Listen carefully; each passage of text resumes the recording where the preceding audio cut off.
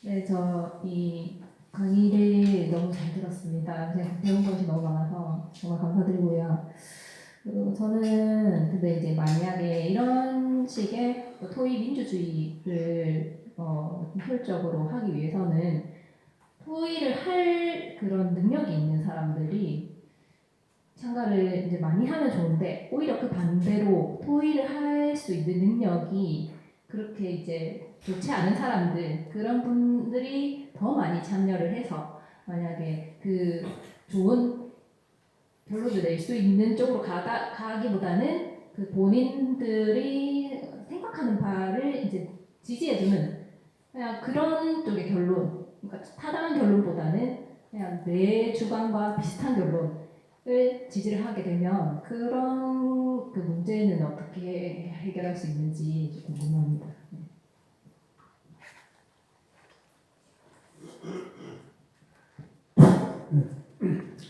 감사합니다.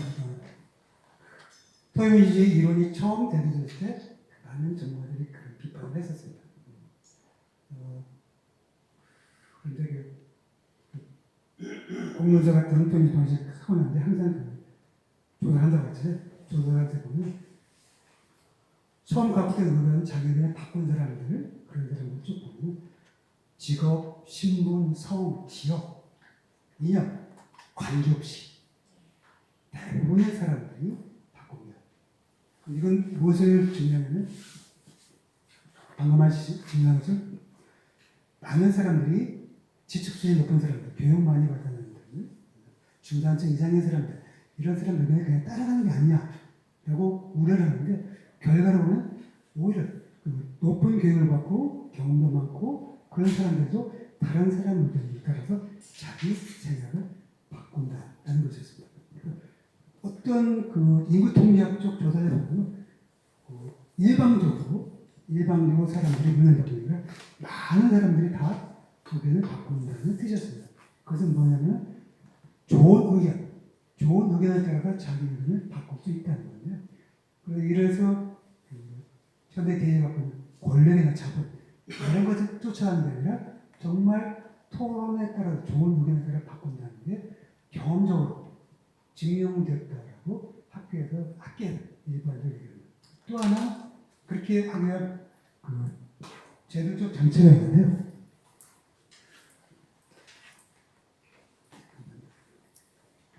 예를 들면 영어로는 빅 마우스라고 하는데요. 입이 큰 사람이죠.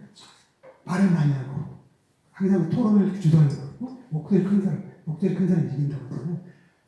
보통은 술집에서 먹으면서 얘기하는 그런 사람 목소리가 압도적인데 토론이 퍼실리테이터라는 사람들을 배치합니다.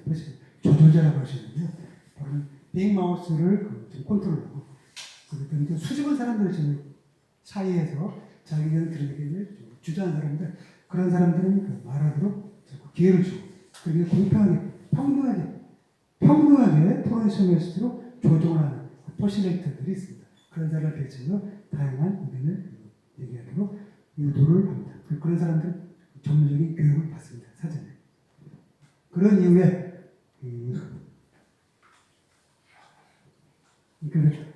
방금 말씀하신 것과 비슷하게 카스 선사이라는 사람들이 그런 토의를 하면 의견이 양극화될 것이다. 싸움도 의견이 양극화될 것이라고 예측을 하고 비판을 하는데 그 사람이 인정한 게 토의 민주주의에서는 그런 양극화가 현저하게 줄어들었다라는 결론을 발표했습니다. 그게 왜냐? 카스 선사이라는 보기에 아까 말씀드렸던 콜렉티브 위즈덤과 그룹싱크라고 그랬죠. 콜렉티브 위즈덤. 거기에 모인 사람들이 각자 갖고 있는 지식을 발명할 수 있도록 기회를 주고 그 사람들의 발언을 이끌어내는 그런 퍼실리테이터를 배치하고 그런 사람들이 토론을 유도한 그런 제도에서는 양극화가 훨씬 줄어들었다.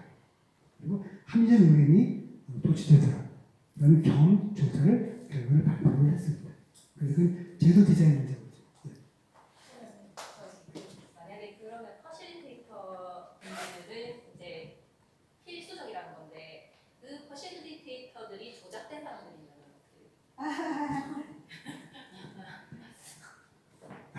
그건 사전에 체크하기 어렵겠죠. 그런데 아까 속으로 토론할 때 7명만 아니라 100명, 500명 하지 않습니까? 그런 경우가 있어도 그렇지 않은 사람들이 훨씬 더 많기 때문에 충분히 그런 의견은 이게 지켜지지 않을 거라고 봅니다. 가령 해서 어떤 정치적 의식, 이념을 무장하고 공유조사나 토미즘을 참여하는 사람도 있을 수 있습니다. 그리고 처음부터 끝까지 자기 주장을 어필할 수도 있습니다. 근데 제가 보기에는 다른 다양한 경험 조사로는 그런 사람들에게는 수용되지 못합니다. 대부분의 경우. 다른 사람들에게는 놓치게 됩니다. 그래서 빅마우스는 충분히 통제가 가능합니다. 제도가 설계가 제대로 되면. 그래서 빅마우스가 참여하고 그리고 한번 소모니터를 한 번 한 게 아니라고 그랬죠. 계속 소모니터를 멤버를 바꿔서 계속 소모니터를 여러 번 하게 되면 그런 사람들한테는 계속해서 잦아들게 됩니다. 그리고 끝까지 그렇게 목소리 크게 하더라도 저 사람 얘기는 그렇구나 하고 대부분 넘기지 않을까 싶습니다. 또 다른 질문 있으세요? 결론적으로 말씀드리면 다른 나라에서 했던 수많은 경험 결과를 보면 목소리 큰 사람에게 채택되는 게 아니라 설득력 있는 말을 하는 사람 그런 사람들에게 대부분 다 채택됐다고 볼 수 있습니다. 거기 의견 하나. 네, 질문. 질문하려 의견을 한번. 사실 지금 주신 질문은 어떻게 보면 집단 광기와 집단 지성 내지는 우리들이 있었습니다.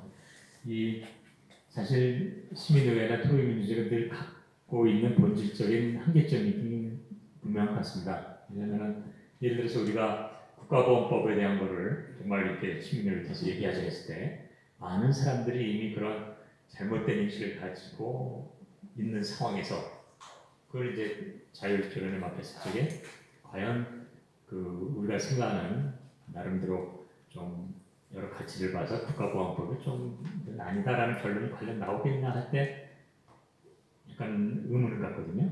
물론 그런 의미에서 퍼실레이터는 조작된 사람이 아니라 결론을 유도하는 사람이 아니라 토론을 활성화시키는 사람이기 때문에 퍼실레이터가 조작된 형태로 돼서는 진짜는 나쁜 거고요. 그냥 토론을 자극해 주는데 오히려 제가 이제 궁금한 건 그런 의미에서 원론적으로 정말 저는 100% 공감합니다만 이미 기반에 편향된 어떤 가치나 어떤 관점이 거의 이제 문화적으로 자리 잡았을 때 그 한계를 어떻게 이 투명민주주의나 시민회가 극복할 수 있을까 이거는 좀 늘 제가 개인적으로 하는 고민이거든요.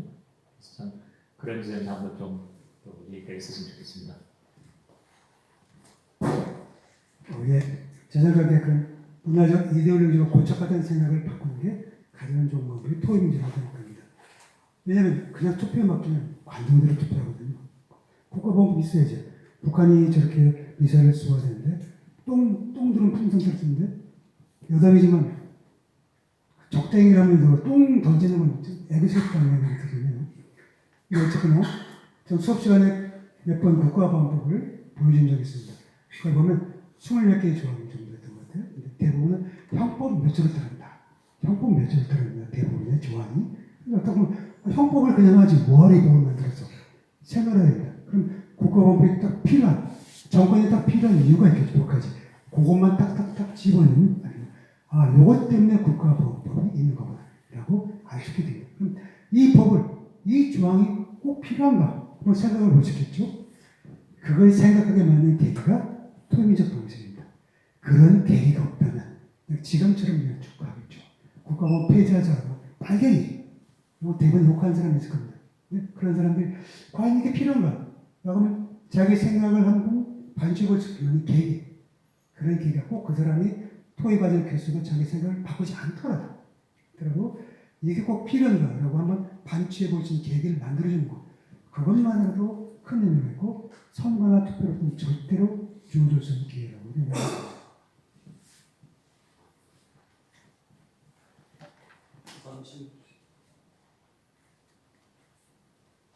질문이 많이 있을 것 같아요. 저녁 시간을 준비했습니다. 그래도 시간 많으니까 조금 저는 제가 그 토임지주의 위력이 그 참여한 사람의 의견을 바꾸는 데 있는 거 아니냐 이런 생각이 드는 게 왜냐하면 사람이 자기 의견을 바꾼다는 게 굉장히 쉬운 게 아니거든요. 아무리 설득력 있게 이야기하고 또 자기가 스스로 또 검토해가지고 해도 의견을 바꾸는 건 참 쉬운 게 아닙니다. 근데 토임지주의를 하게 되면은 토론하는 과정에서 그것을 바꿀 수 있다는 거기에 사례를 보면 그게 굉장히 놀랐거든요. 제가 개인적인 경우로. 그냥 그 이유가 뭔가를 곰곰이 생각해 보면은 이 토론을 한다는 과정이 의사결정을 하는 전 단계로서 토론하기 때문에 내가 이 토론을 하고 의사결정을 하는 입장에 들어가기 때문에 의사결정의 주도자로서의 토론에 참여하기 때문에 의견을 바꿀 수 있는 그런 뭔가의 그 동기가 보여되는 거 아니냐 이런 생각이 드는데 그 부분에 어떻게 생각하십니까?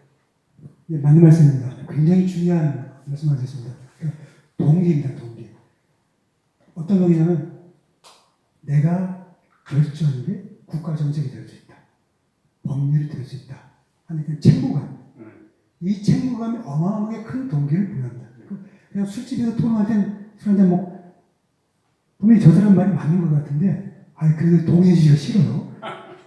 쓸데없는 소리 하지 마. 이럴 텐데 그 토론회장에 가서 공론장이나 토론회장 시민회터 가서 할 때 내가 참여하면서 이게 국가 정책이 될 수 있다는 책무감을 갖고 그때 시민의 덕성이 발현된다고 볼 수 있습니다. 많은 사람들이 그 시민의 덕성을 발현한다. 특히 제가 보기엔 한국의 시민들은 세계 다른 어느 나라 국가의 시민들보다 시민의 덕성이 고향도 있고 발달한 분들이라고 생각합니다.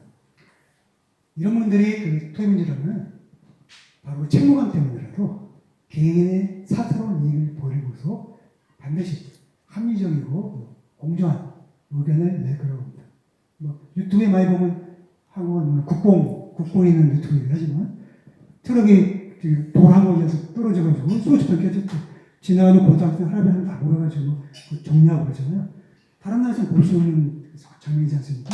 내 사사로운 시간과 병을 버리는 것까지 그 도로에 난장판을 치우겠다는 것. 이런 시민세를 갖고 있는 국가의 시민들인데 아마 우리가 지니는 국가적 강력 문제들 딱 상고시 보면 방통이 하루 만에 300개 문제를 해결했다고 그랬죠. 시민에 맡기면 석 달이면 모든 문제를 해결할 수 좀 과정이 나가면 그렇지 않을까 생각이 들기도 합니다.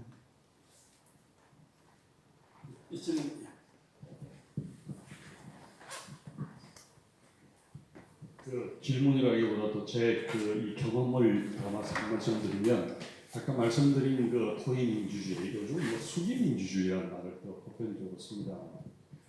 수기 포럼 내에서의 아까 질문하신 거에 대한 답변은 전적으로 저는 답변하고 보고요. 지금 우리 사회에서 더 큰 문제는 이런 그 수기 포럼 소우주 내에서의 그 과정이 아니고 그 소우주를 구성하는 목적 예컨대 우리가 지금 제일 많이 하는 공론조사지 않습니까? 공론조사를 추진하는 주체의 독립성과 중립성이 확보되지 않으면 이 자체가 정당의 그 특정 중앙정부나 지방정부가 추진하는 정책의 정당성을 확보하거나 또는 책임을 기피하는 수단도 얼마든지 왜곡되고 조작될 우려가 굉장히 많습니다. 그런 측면에서 우리 사회에서도 국가 공론화위원회를 만들자. 그래서 이것이 과연 공론화 이슈로 될 여지가 맞는지 또 추진하는 주체가 예를 들면 제가 그 단적으로 제가 사용 해결료 공론화위원장을 했어요. 그게 주체가 산업부에서 원전 진흥을 주관하는 부서에서 원전 이슈를 다룬다는 게 누가 보더라도 중립성과 독립성을 확보할 수 없죠. 제가 1년 동안 공론화위원장을 하다가 사퇴를 했는데, 그러니까 우리 사회, 한국 사회에서 더 큰 문제는 말씀하신 수기 포럼 내부의 그런 것들은 이미 얼마든지 극복할 수 있는 이 구조적인 문제가 우리 사회의 그 수기민주주의를 저해하는 가장 큰 문제점이라고. 그래서 기존에 있는 수기조사 공론화위원회에서도 국가기관을 설립하는 게 그렇고 시민의회가 더 중요한 의미가 그런 측면에서 추진 주체의 그 중립성과 독립성 훼손으로 인한 문제점을 말씀하신 대로 시민 의회를 통해서 훨씬 더 광고할 수 있다. 그래서 저는 공론화 경험을 통해서 받을 때 우리 사회 가야 될 지향점이 말씀하신 토의민주주의를 보다는 시민 의회라는 곳에 훨씬 더 방점을 두었으면 한다는 게 제 개인적인 생각입니다.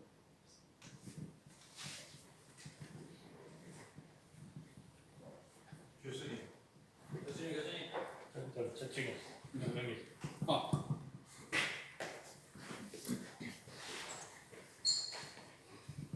제가 오 교수님의 토의민주주의라는 책을 2번이나 읽었고 되는데 오늘 1시간 동안 그걸 아주 너무 잘 정리해 주셔가지고 들은 중에 참 명강이라는 생각이 들었어요. 제가 몇 가지만 그 열린민주주의라는 걸그 한국에 기획을 해서 번역했잖아요. 그 랑데모아가 같은 얘기인데 지금 그 18세기 시작된 대의민주주의는 갈 길이 막혔다. 더 이상 갈 길이 없다. 그 돌파하는 대안으로 그 랑데모가 얘기하는 건 shy, humble, and ordinary people이 그 국가의 중요한 공적 아젠다의 결정권을 갖되 그 아젠다의 전문가들이 정보를 제공하고 아까 얘기한 탁월성의 문제죠. 탁월성의 문제들은 전문가들이 제공하되 결국 그 현안에 대한 결정권은 shy, humble, ordinary people이 결정할 때만 21세기 인류사의 민주주의의 새로운 길이 열린다. 다른 그 동영상에서 그런 얘기를 했거든요. 같은 맥락이라고 해서 제가 다시 한번 강조하고 그 불란서 기후 컨벤션을 랑데모아가 기획을 했잖아요. 그런데 그 150명을 모아놓고 그것이 아까 했던 가장 일반적인 우편적인 것과 탁월성을 결합시키기 위해서 6가지 지원팀을 그 150명의 집단 지성의 결론을 내기 위해서 6개 그 지원팀이 결합이 돼요. 첫 번째는 운영팀이 당연히 있겠죠. 두 번째는 파실리에이터. 그래서 그걸 뭐 4-5개 그룹으로 나눠서 하는 그 각각 그룹이 아까 질문해 주신 것처럼 그것이 가장 그 토의가 성숙된 결과가 나올 수 있도록 파실리팅하는 그룹들이 두 번째 지원하게 되고 세 번째 기후 문제에 대한 전문가들이 그 각자 자기가 갖고 있는 전문성의 정보들을 제공하는 전문성 제공의 팀들이 구성되고 네 번째는 거기에 모인 그 일반 시민들이 제기하는 질문들에 대한 그 정보를 제공해 정보 지원을 하는 정보 지원팀이 또 결합이 됩니다. 근데 거기서 그 파리에서는 좀 아쉬웠지만 그 아이슬란드 같은 경우 그게 클라우드 소싱에서 온라인을 통해서 일반 국민들의 반응을 계속 피드백하잖아요. 파리에서는 그건 없었던 것 같아요. 근데 그 정보 제공팀이 클라우드 소싱까지 결합하면 제일 좋다. 그리고 마지막으로 결합이 되는 거가 그 나온 문제를 법제화하는 입법화하는 과정이 전문성이 있기 때문에 그 내용들을 어떻게 전문적으로 입법화하느냐는 그렇게 다양한 팀들이 그 효율적이고 전문적인 내용을 갖는데 결국 결정은 shy, humble, ordinary people입니다. 그게 랑데모, 열린민주주의 랑데모가 어떤 동영상에서 그런 얘기를 했습니다. 전달합니다.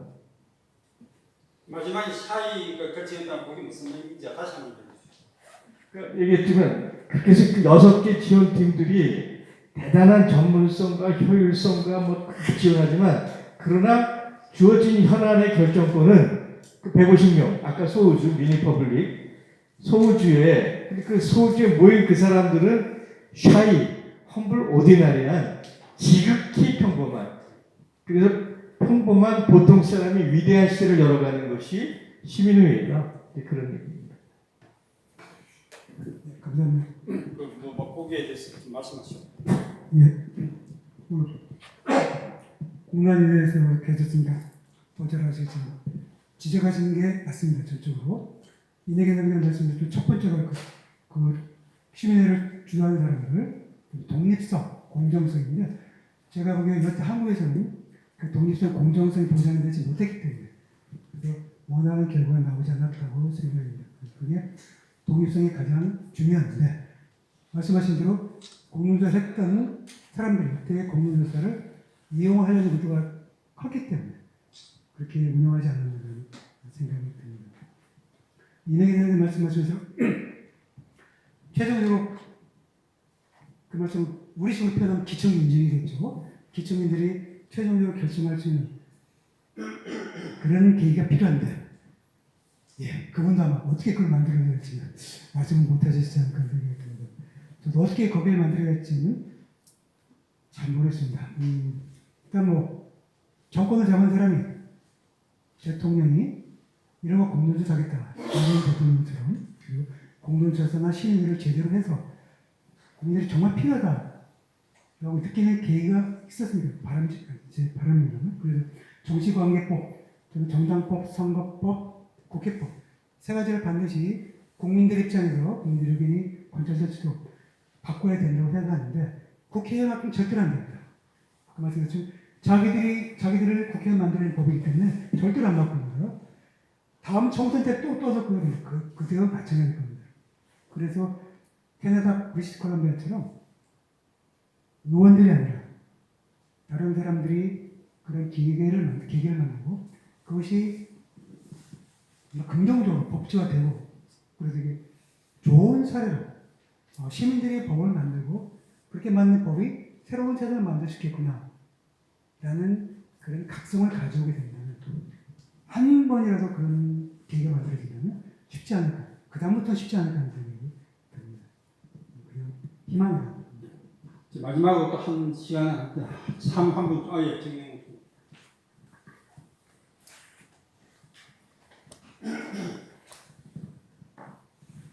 네, 말씀 잘 들었습니다. 아주 내용 좋습니다. 다만 과연 이제 아까 이제 소위민주주의 또는 시민의회라는 것이 이제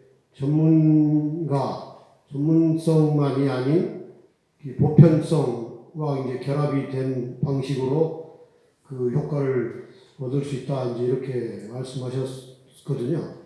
그러면 적어도 그 참여하는 사람들이 보편성을 가져야만이 그러한 일을 할 수 있다고 보거든요. 그럼 보편성이라는 것은 타당성을 전제로 하고 있어요. 그러니까 거기에 참여하는 사람들이 무작위로 이제 어떻든 모아진다 하더라도 기본적인 어떤 보편성을 가진 사람들이라야 그 보편 타당한 결론을 낼 수 있다. 입장 차이가 있다 하더라도. 근데 저는 기본적으로 민주사회가 아닌 민주체제가 아닌 독재체제 하에서 국민 대다수가 보편성을 가질 수가 없는 구조라고 봅니다.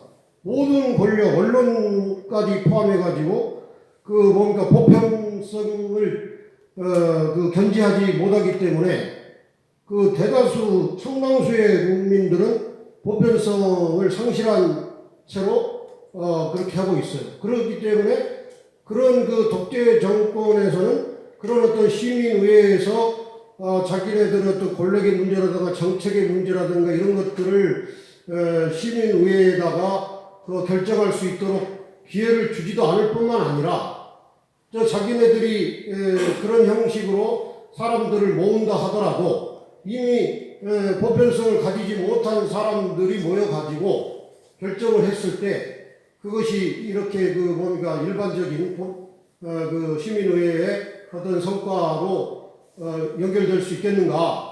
근본적으로 나는 그 문제부터 접근해야 된다 생각합니다.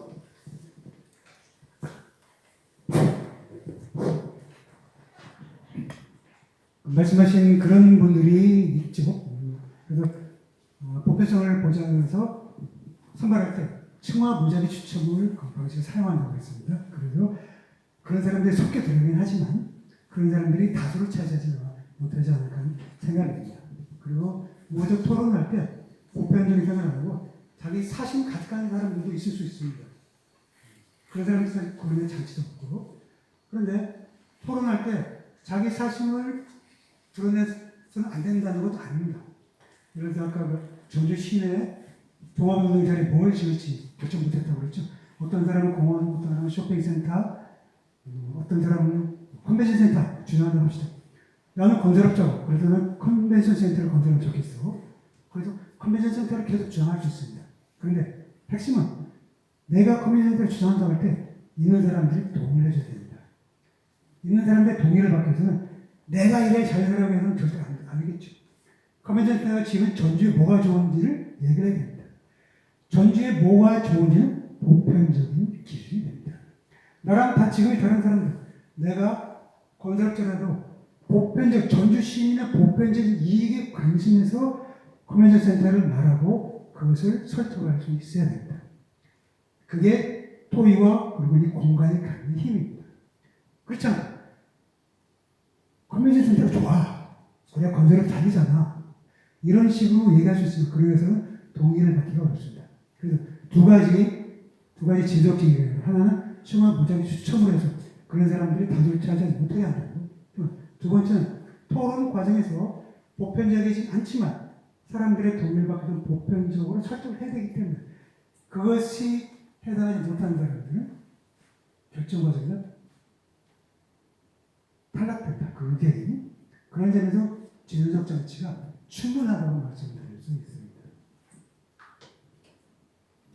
제가 저기 보완해서 말씀드려요.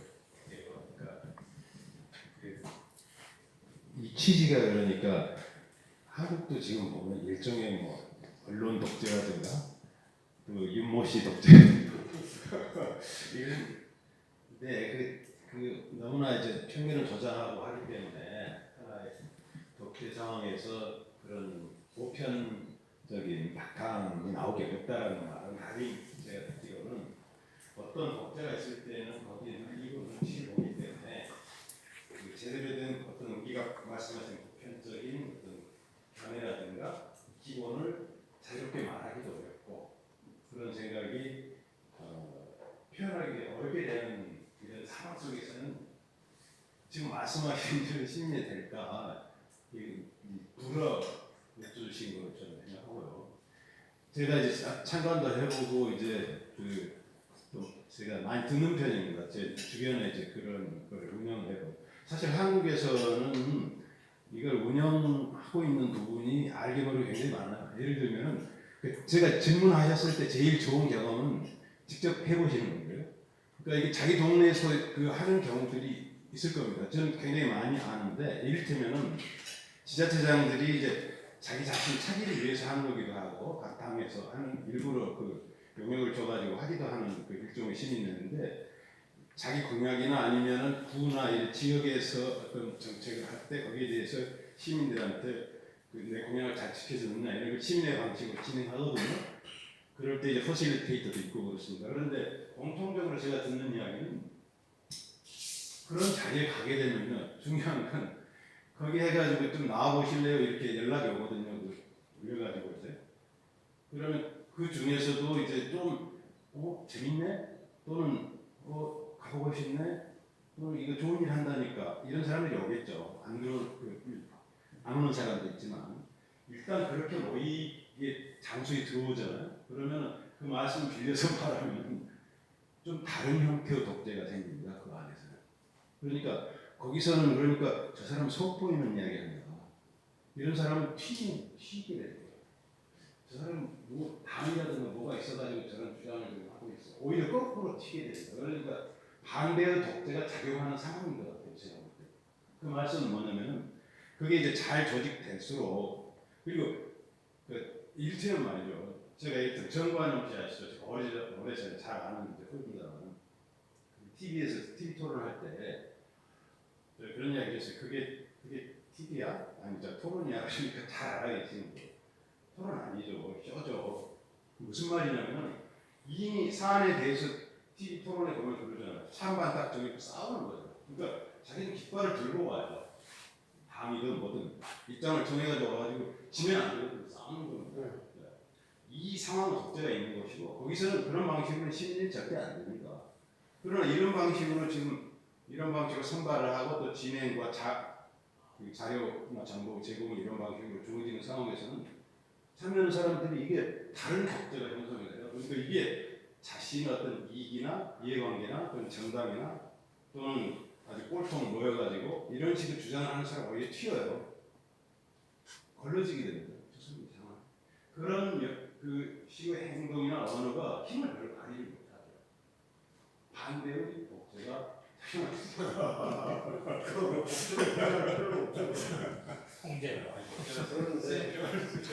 그런 경우도 제 개인적인 체험을 하면 말씀드리면 수원다의 교수협의회 투쟁 시기가 있었는데 공동대표 3사람이 운영을 했어요. 그때 우리가 어떤 원칙을 정했냐면 3사람이 의견이 다를 적에는 일치할 때까지 토론하자. 그래가지고 일치할 때 결정을 내렸습니다. 그래가지고 그 시스템에 해가지고 1년 동안 엄청나게 운영을 잘했어요. 이제 만약에 끝까지 운영 그게 일치 못볼 적에는 시한이 도달해서 어쩔 수 없이 2대1로 결정하자. 그런 경우 딱 한 번 있었고 그 외에 모든 결정은 의사결정 의견 통일했을 때 했습니다. 그게 굉장히 효과가 있었던 것 같아요. 그때 의견을 바꾸는 경험도 많이 있고 있는데 그걸 보니까 우리 옛날에 그 신라 때 화백제도 있지 않습니까? 화백제도 6명인가요? 6명이 끝까지 그 의견 일치 볼 때까지 토론해가지고 완전히 일치될 때 결정을 내는 거예요. 그런 점에서 다시 한번 그 화백제도의 그 의미가 느껴지는 것 같은데 그 부분에 대해서 어떻게 생각하십니까? 그거는 모르겠습니다.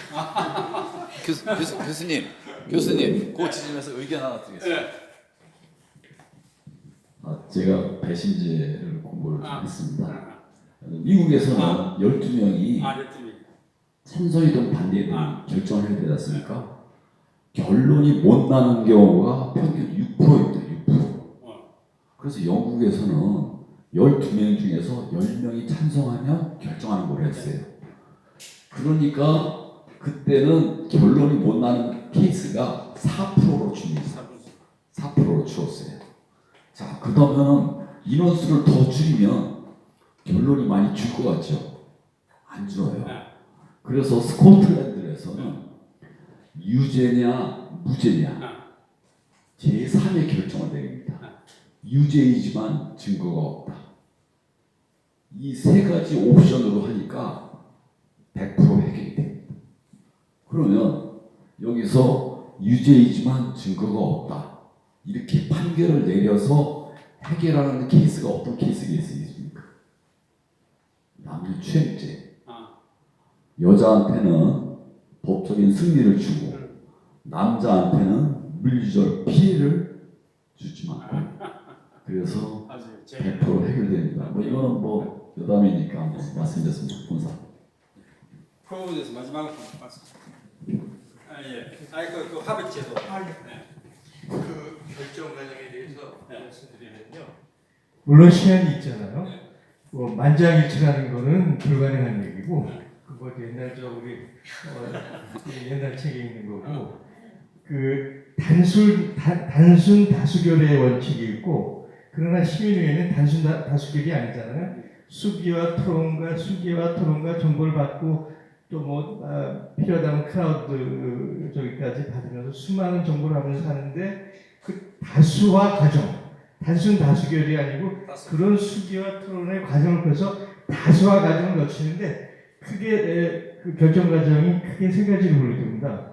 80% 이상이 의견이 수렴이 되는 건 절대 다수의 과정. 그건 뭐 압도적 다수고 그 뭐 반론이 없는 거고요. 대부분의 경우는 3분의 2의 의견으로 수렴된다고 해요. 많은 경우들이. 그래서 뭐 그 광명 교수도 얘기했지만 67% 이상 그 3분의 2 되는 것이 아까 여기도 얘기했지만 그렇게 되면은 반대자들의 수용성이나 집행 과정에서 엄청난 힘이 생기고 효율성이 생기죠. 근데 결국 안 되면 50.1%. 그런데 대부분의 시민의회 과정은 아까 얘기했던 3분의 2 이상으로 결론이 나온다는 게 많은 사례들의 얘기들이에요. 이게 맞습니다. 예. 감사합니다. 자, 시간이 딱 됐기 때문에 이만 마치도록 하고 그동안 아주 뜨거운 박수 부탁드리겠습니다. 감사합니다.